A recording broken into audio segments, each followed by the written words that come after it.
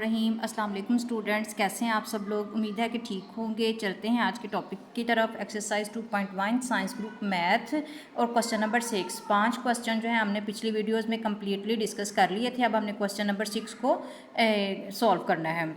उसमें उसने हमें क्वेश्चन क्या दिया, find the condition that the roots of the equation. ये जो इक्वेशन है mx + c whole square minus 4ax is equal to 0, इस इक्वेशन के जो रूट्स हैं वो इक्वल हों, तो वो कौन सी कंडीशन है जब ये इक्वल होंगे तो वो फाइंड आउट करें। तो चलते हैं सोल्यूशन की तरफ, स्टार्ट करते हैं। पहले हम इक्वेशन को दोबारा लिख लेते हैं। mx + c whole square minus 4ac is equal to 0। ठीक है, ये हमारी इक्वेशन है। अब ये देखें, पहले इस इक्वेशन को हम सिंप्लीफाई करेंगे, इसके ऊपर बाद में हमने फर्दर सिंप्लीफिकेशन करनी है। आपको पता है इस ब्रैकेट वाली टर्म को देख के हमारे जहन में फ़ौरन से आ जाता है कि ये फार्मूला बन रहा है a + b का होल स्क्वायर, जो किसके बराबर होता है a² + b² + 2ab। ठीक है, ये फार्मूला बनता है। हमें क्वेश्चन को देखते ही क्वेश्चन की टाइप समझ आ जाती है। फार्मूले में अगर इस तरह का फार्मूला हो तो हम इधर हम अप्लाई करेंगे, a की जगह mx है और b की जगह हमारे पास c है, तो इस फार्मूले को इस इक्वेशन के ऊपर अप्लाई करेंगे कुछ इस तरह से। mx का स्क्वायर यानी a का स्क्वायर, c का स्क्वायर प्लस 2 फार्मूले का mx यानी a की टर्म और c मतलब कि b की टर्म -4ac, ठीक है, इज इक्वल टू 0। अब इस फार्मूले को एक्सपेंड कर लेते हैं। m² x² + c² + 2mxc -4ac। ठीक है, यहाँ तक समझ लग गई। अब हम थोड़ा सा इसको चेंज करते हैं, x वाली टर्म्स को अलग कर लेते हैं और बाकी 4a ये x है, ये क्या है 4ax। ठीक है, इक्वेशन क्या है हमारे पास mx + c whole square minus 4ax। तो यहाँ पर भी क्या था 4ax, तो ये वाला 4ax और ये वाला, इन दोनों को इकट्ठा कर लेते हैं। हमारे पास ये और ये c टर्म है, इसको हम क्वाड्रेटिक इक्वेशन में कन्वर्ट करते हैं। m² x² प्लस ये दोनों टर्म mxc -4ax, इनको इकट्ठा कर लिया, प्लस c² अलग कर लिया, कांस्टेंट टर्म को अलग कर लिया। अब इस पेयर में कुछ हमने चीज़ें कॉमन लेनी है। m² x² प्लस x, इन दोनों में से कॉमन इधर ले लिया। अब ये 2 भी कॉमन आ गया। ठीक है, अंदर क्या बचेगा mc -2a। ठीक है, ये हमारे पास क्या आ गया है, इक्वेशन आ गई है। ये देखें, अगर आप देखें तो उसके बाद यहाँ पर हम c वाली टर्म भी लिख लेते हैं, तो ये हमारे पास क्या आ रही है, एक स्टैंडर्ड इक्वेशन आ गई है। अब इस पे हमने क्या लगाना है, डिस्क्रिमिनेंट का फार्मूला लगा के इसकी रूट्स फाइंड आउट करनी है। तो अब ये देखें बच्चों, यहाँ पर इक्वेशन में पहले ही c का वर्ड आ रहा है, तो इस इधर कन्फ्यूजन से बचने के लिए हम लोग अब डिस्क्रिमिनेंट के लिए कैपिटल वर्ड्स यूज़ कर लेते हैं। डिस्क्रिमिनेंट हमें पता है किसके इक्वल होता है, b² -4ac। ठीक है, यहाँ पे हमारे पास b की टर्म क्या है, हमारे पास ये है b is equal to 2mc -2a। ठीक है, c हमारे पास क्या है c हमारे पास क्या है c², और a हमारे पास क्या है m²। ठीक है, पता लग गया यहाँ पे हमारे पास a क्या है, b क्या है और c क्या है। अब हमने इस इक्वेशन में, इस डिस्क्रिमिनेंट वाली इक्वेशन को मैं नाम दे देती हूँ ये। तो इस इक्वेशन में हम वैल्यूज पुट करेंगे तो हमारे पास क्या आएगा, discriminant is equal to capital b² -4ac। अब देखें हमारे पास b की वैल्यू क्या थी, 2mc -2a इसका स्क्वायर। ठीक है, -4a हमारे पास क्या है, a है हमारे पास m²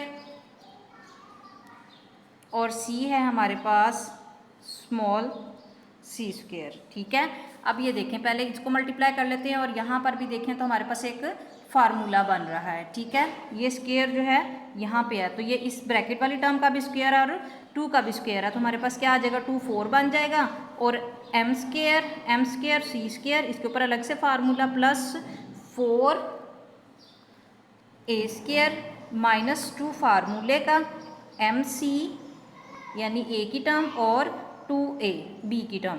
ठीक है, और minus 4m square c square is equal to 0 according to condition. अब ये 4 अभी ऐसे ही रहने देते हैं और इसको खोल लेते हैं, m square c square plus 4a square minus 4mac। ठीक है, और साथ में हमारे पास क्या है minus 4m square c square is equal to 0। अब यहाँ पे 4 को ब्रैकेट के अंदर मल्टीप्लाई करते हैं तो हमारे पास क्या आएगा 4m square c square plus 16a square minus 16mac minus 4m square c square is equal to 0। अब ये देखें, ये प्लस का m स्क्वायर c स्क्वायर है और ये माइनस का m स्क्वायर c स्क्वायर है, ये कैंसिल आउट हो जाएंगे और हमारे पास क्या बचेगा 16a square minus 16mac is equal to 0। हम इसको डिस्क्रिमिनेंट को इक्वल टू 0 रख रहे हैं क्योंकि हमें पता है roots are equal to 0, that's why discriminant is roots are equal, that's why discriminant is also equal to 0। तो अब हम यहाँ पर इस चीज़ कॉमन ले लेते हैं 16 और a इधर है, a स्क्वायर है, इधर a है, तो हम क्या कॉमन ले लेते हैं 16a। हमारे पास क्या बचेगा a minus mc is equal to 0। इसका क्या मतलब है 16a इज इक्वल टू 0 और a minus mc is equal to 0। तो यहाँ पर a की वैल्यू क्या आ जाएगी 0/16 और यहाँ पर a की वैल्यू क्या आएगी mc। ठीक है, हमारे पास a की हमारे रूट्स क्या आ रहे हैं 0 और mc, जो क्या थी रिक्वायर्ड कंडीशन थी। ये है हमारा क्वेश्चन नंबर 6 एक्सरसाइज 1.2। उम्मीद है कि आपको क्वेश्चन अच्छी तरह समझ लग गया होगा। मिलते हैं एक बार पहले हम इस क्वेश्चन को रिवाइज कर लेते हैं। ये हमारे पास क्वेश्चन है, find the condition that the roots of equation mx plus c का whole square minus 4ax is equal to 0। तो हम इक्वेशन को यहाँ पर लिखते हैं। पहले तो हम इसको सिंपल फॉर्म में लिखते हैं। सिंपल फॉर्म क्या है, स्टैंडर्ड फॉर्म या क्वाड्रेटिक फॉर्म। तो जब भी किसी क्वेश्चन के रूट्स फाइंड आउट करने हो, किसी इक्वेशन के रूट फाइंड आउट करने हो, तो कोशिश करनी चाहिए कि क्वेश्चन जो है वो इक्वेशन जो है स्टैंडर्ड फॉर्म में हो। तो उसको हम कन्वर्ट करने के लिए फार्मूला अप्लाई करेंगे, mx स्क्वायर प्लस c का स्क्वायर प्लस 2ab, a की जगह mx और b की जगह c, और ये वाला टर्म जो है माइनस 4ax वैसे ही आ गया। फार्मूला खोलेंगे हम लोग, तो यहाँ पर ये देखें, ये वाली टर्म जो है ये एक ही जैसी, यानी x वाली टर्म एक जैसी है, x स्क्वायर को अलग कर लिया, x वाली को अलग कर लेंगे और कांस्टेंट टर्म को अलग कर लेंगे ताकि हमारा फार्मूला बन जाए। तो हमारे पास क्या बनता है m square x square plus 2 और ये सारी टर्म अंदर और x अलग कर लिया, यानी ये a है, ये डबल डिग्री वाली यानी सेकेंड डिग्री टर्म, ये फर्स्ट डिग्री टर्म और ये x0 इज इक्वल टू 1।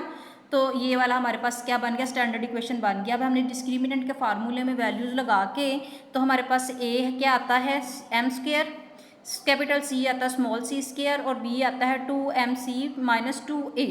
ठीक है, और डिस्क्रिमिनेंट हमने क्या रखा हुआ है, capital B square minus 4ac।